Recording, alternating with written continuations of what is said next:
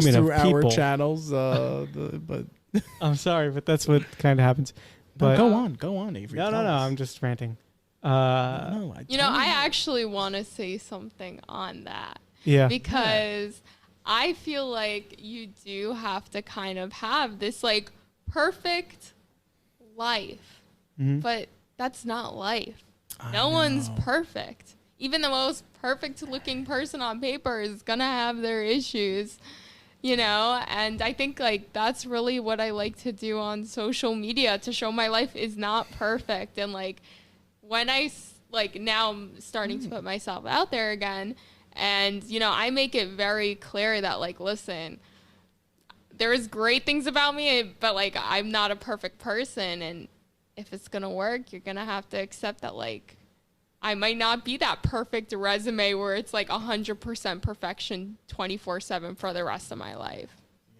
Yeah, like bringing down that just that picture you had in your mind of like what this person is like. I hear that.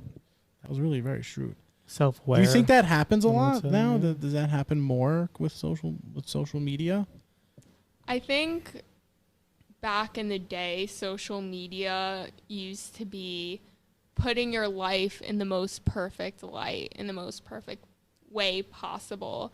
And now it's kind of moving more towards people want to see realness. They want to see who you are as a person, the flaws, the good parts, the highs and the lows. They don't want to see a picture perfect version of your life. I'm not sure about that. I think people love to see the downside of humans, love to see the downside.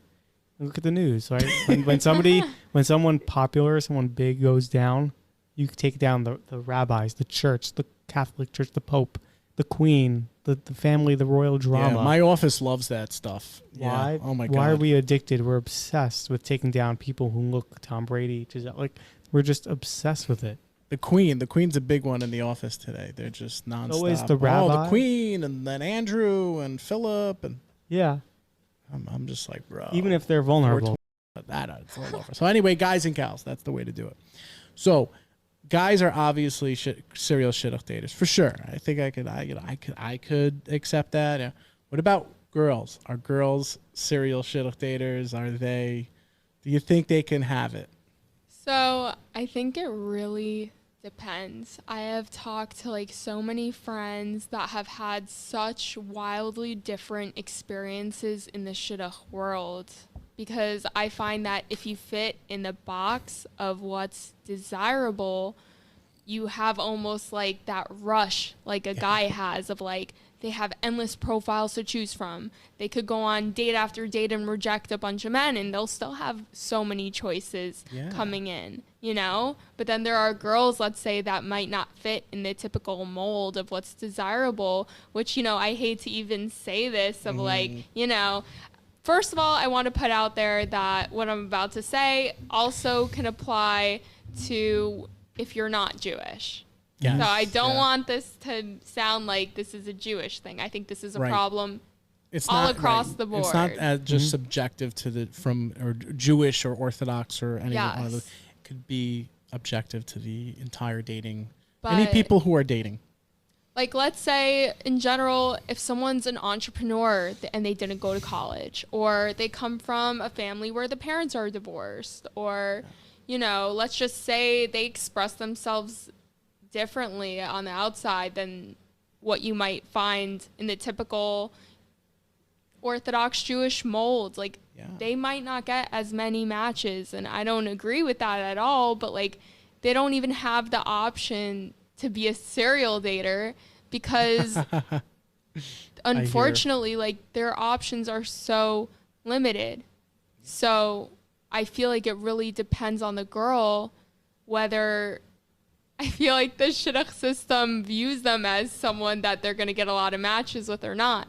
But on the flip side, for guys, I feel like it doesn't matter if you didn't go to college. It doesn't matter how you look. It doesn't matter as much, like, if you're, well-groomed, or if they're, they let themselves go a little bit, because if they're a guy in the shidduch world, they're going to get set up no matter what. There's just going to be more options, and that's just how the shidduch system works. I think it's crazy, but I think It's guys true. It's guys are true, cut yeah. a lot more slack in the dating world for sure, especially like in Yeah. the Jewish I dating think pool. I think objectively speaking, so yeah, like honestly, we have friends, our former friends, some current friends, like they went out with whomever, whomever, like, and yeah, they got the resumes and all that, and but if you're looking for a little bit more than just anybody, then you're kind of maybe pigeonholed, or maybe limited is a better term. So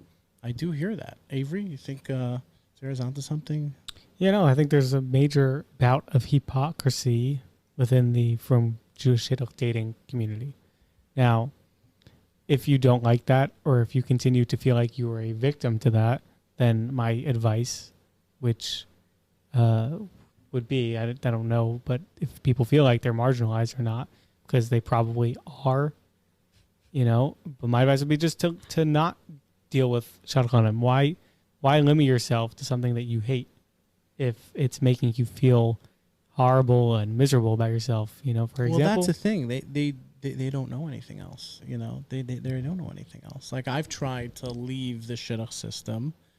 I've been to the Shidduch underworld. Another episode, as you know. Another episode. Like, where did all the ex-Beis Yaakov guys and girls go? The Shidduch underworld. Mhm. And then there's definitely, the Upper West Side life, which I'm moving there. I might even. I'll let you Yeah. know. Oh, nice. Congrats. Thanks. Same. What do you say? Mm-hmm. That means good Oh. journeys.